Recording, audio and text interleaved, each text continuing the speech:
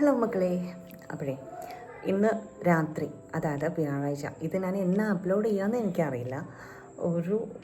എന്ന് തിരിച്ചു വരിക, എന്ന് ഇവിടെ വീട്ടിലെത്തുക, എന്ന് നമ്മൾ ബേപ്പൂരെത്തുക, അതുപോലും അറിയില്ല. അങ്ങനത്തെ ഒരു യാത്രയാണ്. ഞാൻ വേറെ എങ്ങോട്ടുമല്ല, ഏട്ടൻ്റെ നാട്ടിലേക്കാണ്. ഏട്ടൻ്റെ അച്ഛൻ്റെ നാട് പത്തനംതിട്ടയാണ്. അപ്പോൾ പെട്ടെന്നൊരു ജഗബുക. മലപ്പുറത്തു നിന്ന് എല്ലാവരും ഉണ്ട്, എൻ്റെ വീട്ടിൽ നിന്ന് എല്ലാവരും ഉണ്ട്. അപ്പോൾ ഞങ്ങൾ ഇന്ന് ഈവനിങ് ഇവിടെ എത്തി. കുറച്ച് പർച്ചേസിങ്ങും കാര്യങ്ങളും, നിങ്ങൾക്കറിയാമല്ലോ, ഒരു അൺഎക്സ്പെക്റ്റഡ്, നമുക്ക് എത്ര ദിവസത്തേക്ക് എങ്ങനെ എന്ത് ഒന്നും പ്ലാൻ ചെയ്യാത്തൊരു ട്രിപ്പാകുമ്പോൾ കുറേ ഒരുക്കങ്ങളുണ്ടാവും.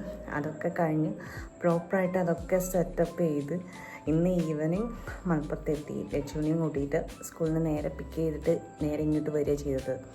അപ്പോൾ ഇതുവരെ ബിസി ആയിരുന്നു. ഇപ്പോൾ ലഗേജൊക്കെ നമ്മൾ വണ്ടി കയറ്റി സെറ്റാക്കി വെച്ചിട്ടുണ്ട്. അപ്പോൾ ഇന്ന് രാത്രി മലപ്പുറത്ത് നിന്ന് ഇറങ്ങുകയാണ്.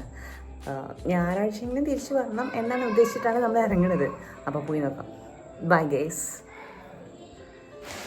വീഡിയോയിൽ പറഞ്ഞ വാർത്തയാണ്, നമ്മൾ പത്തനംതിട്ടയ്ക്കാണ്. രാത്രി 10:30 വീട്ടിൽ നിന്ന് ഇറങ്ങാനുള്ള പരിപാടികൾ എടുത്തുകൊണ്ടിരിക്കുന്നത് കേട്ടോ.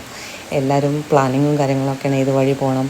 അമ്മയുടെ പുതിയ ക്ലാസ്സാണ്, അപ്പോൾ അതൊക്കെ എന്നെ കാണിച്ചപ്പോൾ അതിനുള്ള ട്രോളും കാര്യങ്ങളൊക്കെയാണ് അവിടെ നടന്നുകൊണ്ടിരിക്കുന്നത് കേട്ടോ. ഞങ്ങൾ 10:30 അവിടെ നിന്ന് ഇറങ്ങിക്കഴിഞ്ഞ് കഴിഞ്ഞാൽ, അതായത് മലപ്പുറത്ത് നിന്ന് ഇറങ്ങിക്കഴിഞ്ഞാൽ എത്തും. എങ്ങനെ എത്തും? സ്ലോ ആയിട്ടേ പോകാൻ പറ്റുള്ളൂ. നല്ല മഴയാണ്. ഞങ്ങൾക്ക് നല്ല മഴ ത്രൂ ഔട്ട് കിട്ടിയിട്ടുണ്ട്.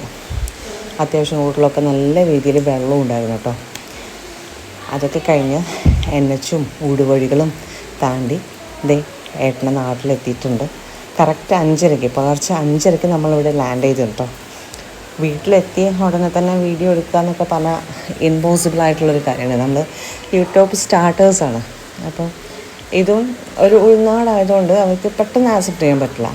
അപ്പോൾ ഒരു ദിവസം ഞങ്ങളവിടെ സ്റ്റേ ചെയ്ത് ഭയങ്കര രസമായിരുന്നു കേട്ടോ. കൊച്ചിപ്പന്മാരും പാപ്പന്മാരും അങ്ങനെ എല്ലാവരും ഏറ്റവും മിങ്കിൾ ചെയ്യാനും അമ്മായിമാരിഷ്ടം പോലെ ഉണ്ട്.